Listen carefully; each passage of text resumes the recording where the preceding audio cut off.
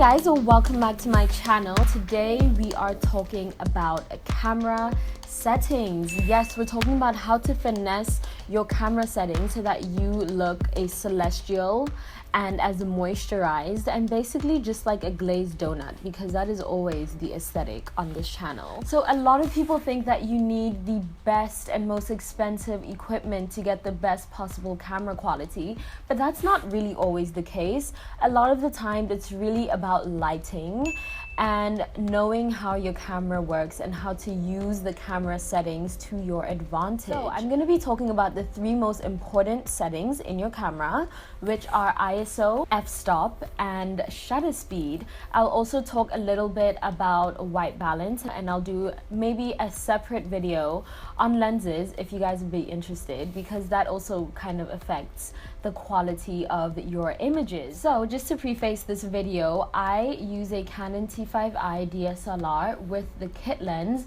which is just a fancy way of saying the lens that comes with the camera. Yes, it's not the best lens. Yes, it's not the most expensive lens, but it does the job. Today I'm using a Canon T5i DSLR with a 24-70mm lens, just because I just wanted to try out something new and because I'm in a new space. And before I jump into it, please don't forget to hit that like button if you find this video to be helpful, and don't forget to subscribe, and let's just jump right into it. So the first thing I do before I start shooting is to focus my camera. This is a struggle for a lot of people actually, and it really shouldn't be. So for starters, you have two options if you're shooting video. You can either do autofocus or you can do manual focus. I always recommend for people to do manual focus because it's just better for you to decide how you want your picture to be focused as opposed to letting the camera decide.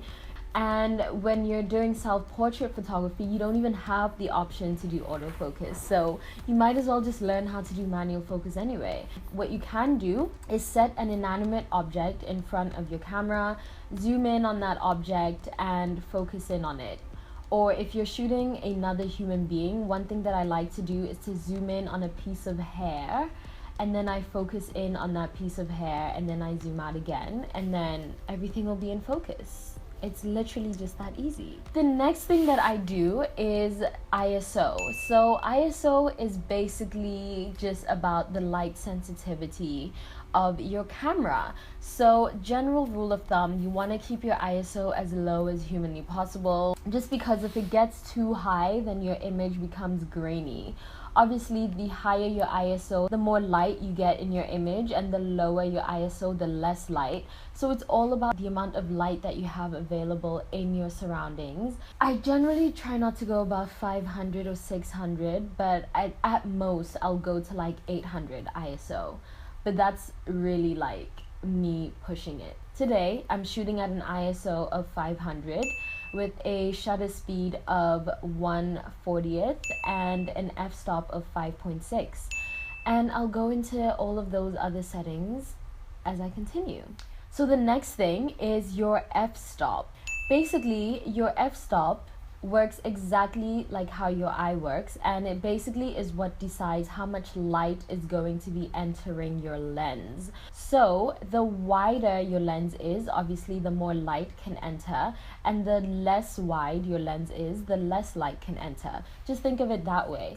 Now f-stop is also really important because it affects your depth of field. You'll notice how some of your favorite YouTubers have a blurry background in their videos, or even sometimes in photography you'll notice the subject is very crystal clear but then the background is blurry, and the way you achieve that look is through your f-stop. So if you want to achieve a blurry background, you would want to hike up your f-stop. I'm just going to show you right now. Right now I'm shooting at a 5.6, and you'll notice the higher I take my f-stop, the more blurry my background becomes. And so if you want everything in your frame to be in focus, and that is really good for people who shoot like interior design or people who shoot landscape photography, they generally will shoot at a lower f-stop. And if you're wondering why your pictures are coming out blurry, maybe it's just because your f-stop is just too high.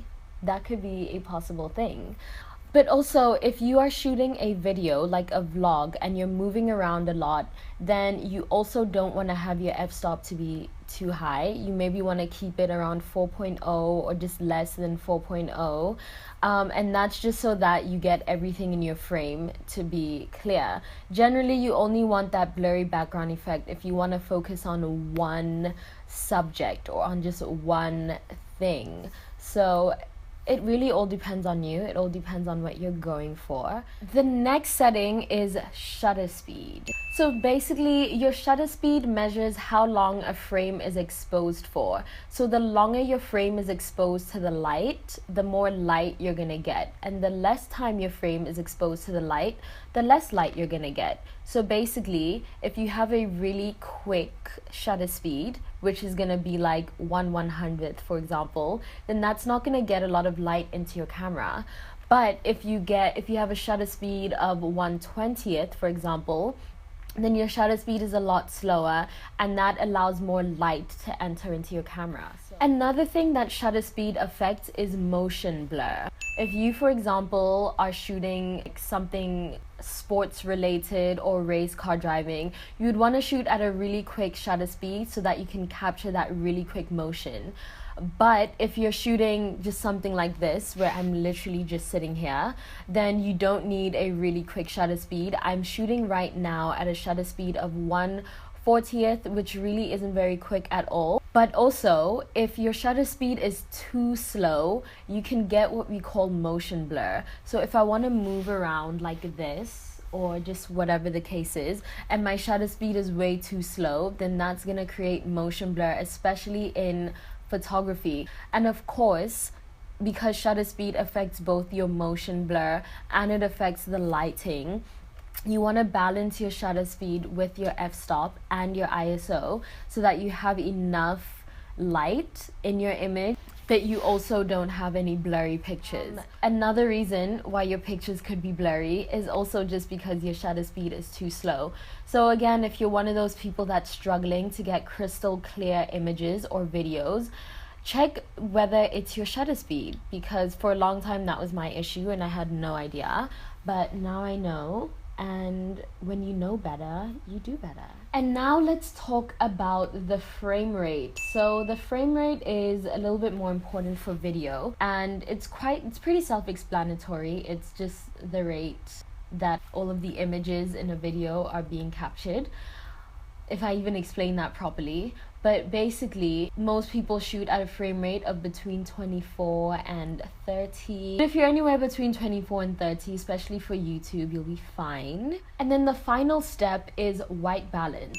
This is crucial to the point where I'll probably make a whole video on just white balance, because one thing that a lot of photographers and videographers struggle with is pictures that are way too yellow, or pictures that are way too blue, or even pictures that are way too green. So all of that has to do with white balance. What you want to do, especially when you're shooting for video, because it's so much more annoying to have to try and white balance your video in post than to just do it beforehand. So there's a couple of different ways that you can white balance your camera, and I'll walk you through all of them. Basically, white balancing is making sure that all of your colors are true. So for example, you don't want your skin tone to look too blue, or you don't want your skin tone to look too red. You basically just want to look like a normal functioning human being, and all of that has to do with your white balance. So sometimes your white balance is affected by the lights that you're using. So if you're able to white balance your actual lights so that they're not too warm or not too cool, definitely I would 10 out of 10 recommend doing that. But you also have the option of finessing your white balance within your camera. So the first thing that you can do is use the custom white balance settings. There is no right or wrong. It depends on the aesthetic that you're going for. It depends on your skin tone. It depends on the colors that you're shooting. It depends on the color palette you're going for. There's so many things. You just need to know what you want and then just know how to finesse. So you can choose either one of these white balance settings. You have daylight, you have cloudy, you have shadow, tungsten, etc. And for some cameras like this one, you can even balance your white balance through temperature. So this is how I always do it, but not every camera has this. Basically, the higher the temperature, the cooler that your image is going to be, and the lower the temperature, the warmer that your image is going to be. I'm just going to show you right now, and as you can see, as I scroll, the image gets cooler. So you can do it that way and choose how you want your image to look. And another way is to use a gray card. So a common mistake that a lot of people make is to white balance their camera with a white sheet of paper. The reason why that doesn't work is because even your white sheet of paper is actually not a true white. So you'll find that a lot of times you try to balance your camera with a white sheet of paper, but then you still look way too cool. So what you can do is you can get a gray card, or you can even use your Apple laptop because it's gray. Take a picture of it and use that as your custom white balance setting, and that will look a lot more neutral than a white piece of paper. And that's basically it. But basically the point of all of this is to make sure that you do not have to spend hours editing, especially for videos. It gets so annoying, and it's so much better to just get everything right as you shoot, and it just makes everything so much more seamless. So let me know if this video was helpful. I hope I answered many of your questions. Let me know if you still have any more questions, and we will take it from there. If you're interested in more photography tutorials, feel free to watch the rest of my series, and I hope to see you in the next video. Bye!